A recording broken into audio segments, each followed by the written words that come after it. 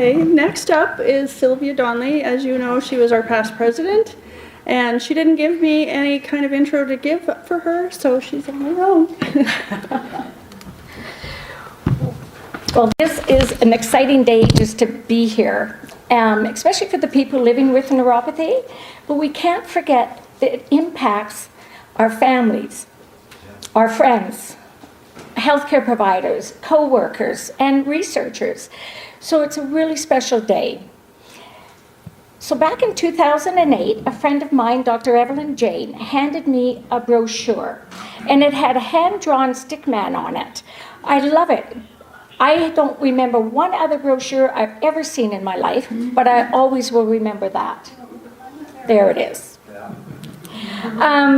And she knew what I was going through. So when she gave me the brochure, I checked it out. So back in 1992, I had a knee injury that needed an arthroscopic procedure from playing soccer, and it got complicated. Within a few weeks, I got diagnosed with a reflex sympathetic dystrophy. It's considered quite rare. I was told that I would never work as an RN on a unit again.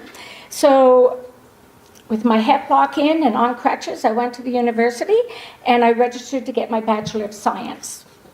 Well, then, actually it's kind of funny because I had several accidents since then, and I went back and I got my master's degree. And it sounds ambitious, but really, having this condition, I was faced with welfare or a student loan. I had 2 young children. So obviously I chose the other route. A little bit more about RSD. It was considered quite rare. I wrote a letter to the Rare Disease Organization, and I got less than half a page. And really all it said was there was an inconsistency of determinants to understand, which means they didn't really know anything.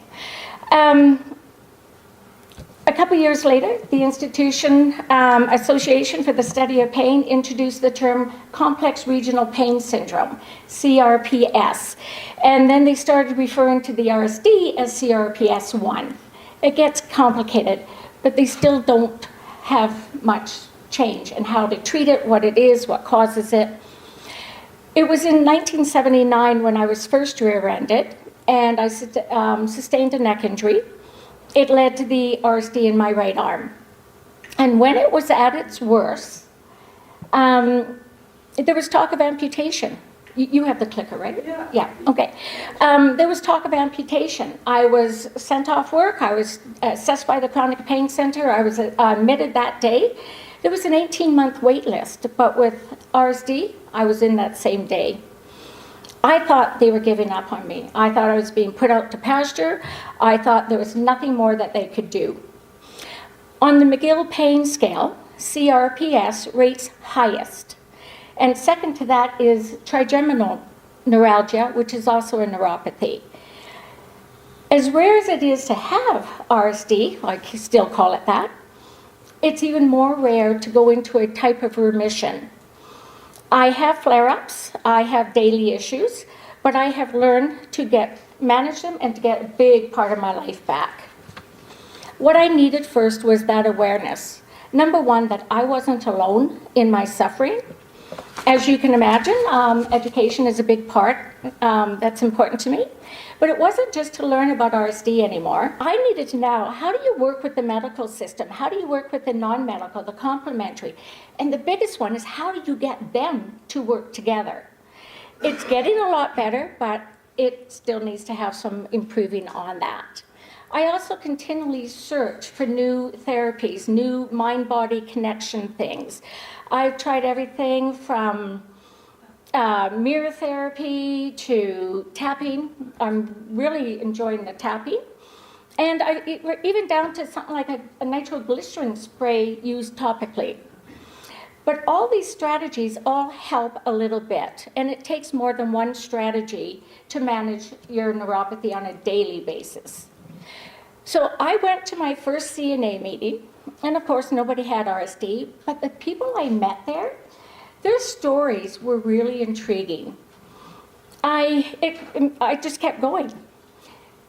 We had so much in common. you can't see neuropathy. Well, sometimes you can, but generally speaking, you can't see neuropathy. It can change like the wind. I can do something one day, and then the next day, I might not be able to do that thing for a week.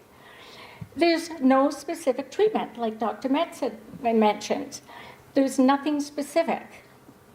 I tried the medication route, but I ended up on 5 more medication because of the side effect of the first 6. So personally, I've chosen not to use that strategy anymore. And with all the support, I want to talk again a little bit about Val. She was the founder, and when I went and met her, I thought, oh my gosh, is she ever a go-getter? She was older and just determined. And it inspired me. I just thought, this is awesome. But a couple years after I met her, she did need to step down for her age and her mobility concerns. And I was quite a bit younger, like a good 20 years younger than a lot of the people that were at the group. And one gentleman, Charlie Gray, encouraged me that instead of letting it fall apart and no longer be, if with his support, would I consider taking the lead? And I was quite happy to step up. Sadly, Charlie died a couple years later. For me, I was on disability, but I was no longer feeling like I had been put out to pasture. I had an education. I embraced the opportunity to lead the CNA, and more so to be there for the people that came out on a regular basis. There's this one lady that took 2 buses. That's Val and Dr. Zuccotti, that one, from way back, from when I took over. This little lady here had a walker. She took 2 buses to get to her meeting. It was in January during a snowstorm, and she still came out. It was one of the reasons I continued doing this, even with all my own health issues, but for the people that were coming out. I started emphasizing the Calgary Neuropathy Association as an education and support group. I wanted the members of the CNA to be invested in this group. I wanted them to learn more about and be knowledgeable about their type of neuropathy and be able to share that information.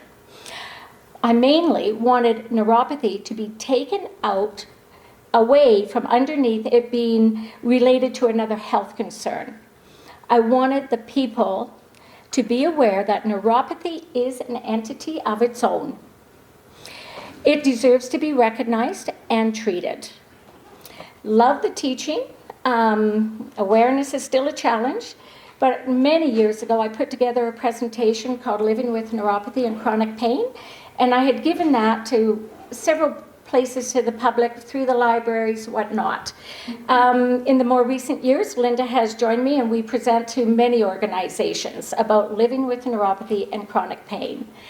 And as important as all that education awareness is, it is important. But attitude and determination, you can't live daily without that. We want to have a place where people can come together that can relate, that can have support and understanding. When we give this presentation now, we have a big emphasis on self-management strategies, what you can do with your neuropathy while you're working with your healthcare providers.